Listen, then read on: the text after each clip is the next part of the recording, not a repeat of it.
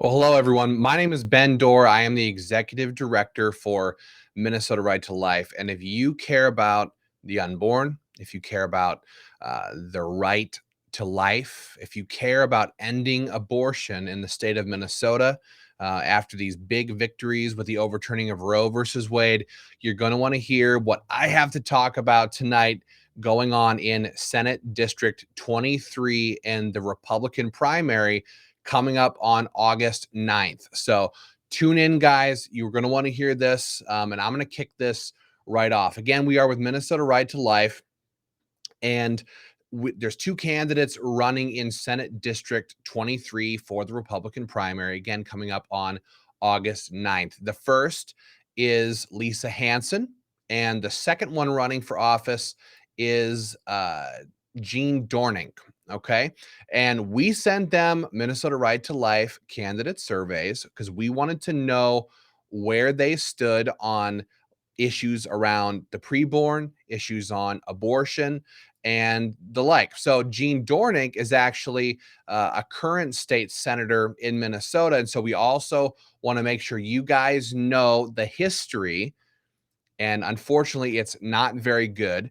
But the history of Jean Dornink's votes to fund abortion in the Minnesota Senate. So I'm going to kick this off right now, guys. We're going to walk through this survey for just a moment. I want to tell you right out of the gate, Lisa Hanson has filled out her Minnesota Right to Life 2022 candidate survey 100% pro-life. Okay, she answered all four of the questions. They're hard-hitting questions, but we asked them, and only staunch pro-lifers would want to fill this out. So I'm going to go through the four questions very quickly and give you her answers. But Lisa Hanson did fill this out 100% pro-life. So it says, would you support legislation which legislatively determines that life begins at conception here in Minnesota? So the question is, would you support life at conception legislation, which would effectively end abortion in the state of Minnesota by saying that life does begin at the moment of conception and is therefore protected under law? Okay, this is the number one objective for Minnesota Right to Life. It's why we got started in the first place. And she answered that question as not just that she would co-sponsor the bill, but that she would sponsor life at conception in the Minnesota Senate if she becomes the next senator from Senate District 23. So that's very exciting. We like hearing that. The next question is, would you support legislation to defund Planned Parenthood? That's something that needs to happen here. It's not about women's rights. It's not about the contraception that they claim. It's about the abortions that they continue to perform. They are the biggest abortionists in the entire country, and they are the big dogs funding pro-abort politicians, lobbyists, and the rest to put pressure on legislators to support the killing of unborn babies. She said that she would absolutely support legislation that would defund Planned Parenthood. They shouldn't be using our tax dollars to kill babies. So the next question is, do you pledge to support procedural votes in the event that they are necessary to bring aggressive pro-life bills that are stuck in the process onto the floor for a vote? So we keep seeing this, right? Pro-life bills get introduced, and so-called pro-life legislators take them and they put them in the committee drawer, and they intentionally kill off pro-life bills. And so we asked her, would you support procedural votes, which only she could do, uh, in the event that they're needed to bring these pro-life bills to the Senate floor for a vote? She said, yes, absolutely, yes, she would do that for the babies. Um, and then the last question was, do you pledge to vote against every kind of abortion? And Lisa Hanson answered yes. So she answered yes to all of the questions, and said that she would absolutely be a warrior on behalf of the babies in St. Paul. Um, Unfortunately, we have to switch over now to Gene Dornink, who's running against Lisa Hanson in Senate District 23.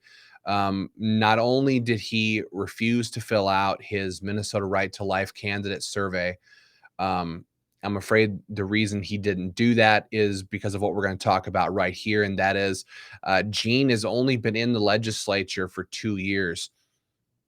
But on June 26, 2021, Gene Dornink voted to fund the death of over 20,000 babies in Minnesota with your tax dollars.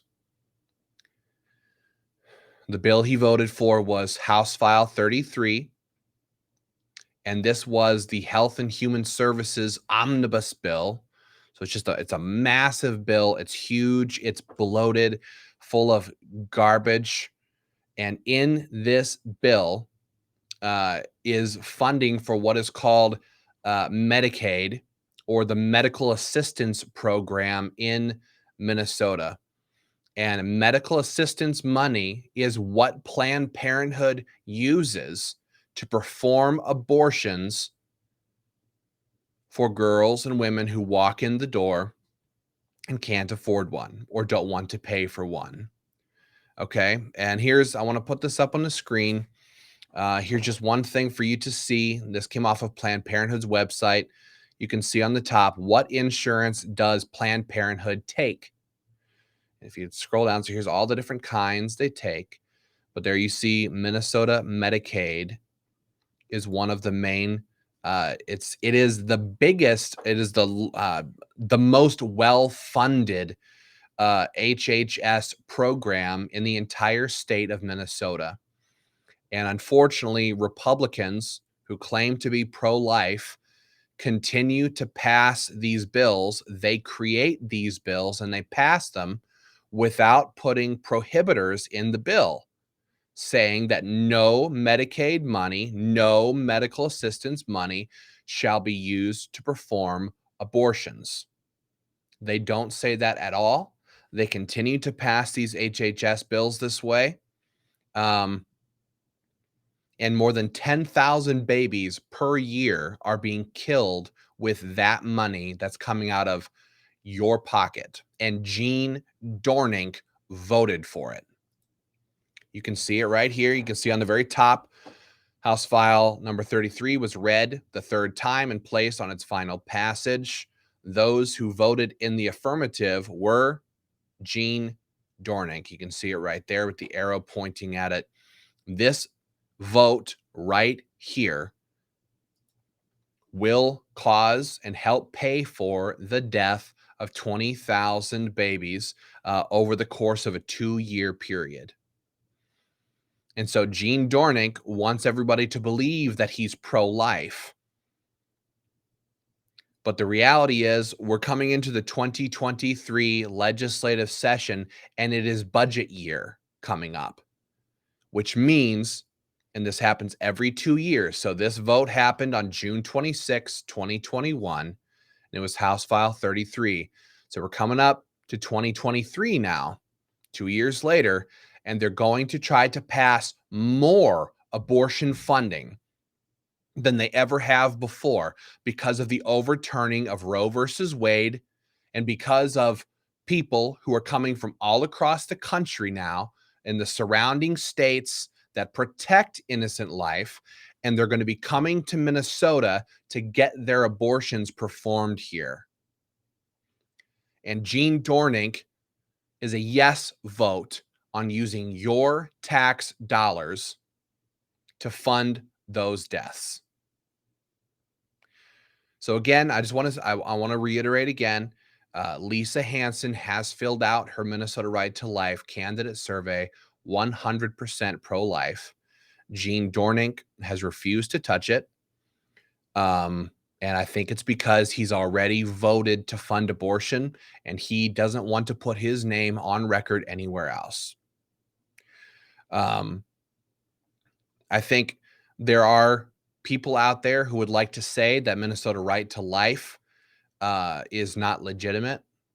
There are people who get very, very angry that we talk about this subject matter.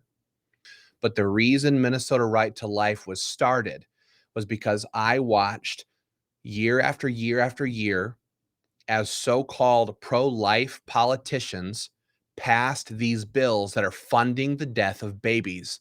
And none of the existing pro-life organizations in the entire state of Minnesota was talking about it. Nobody would point it out. And in fact, these same other organizations would endorse politicians like Gene Dornink and say they're 100% pro-life when we just saw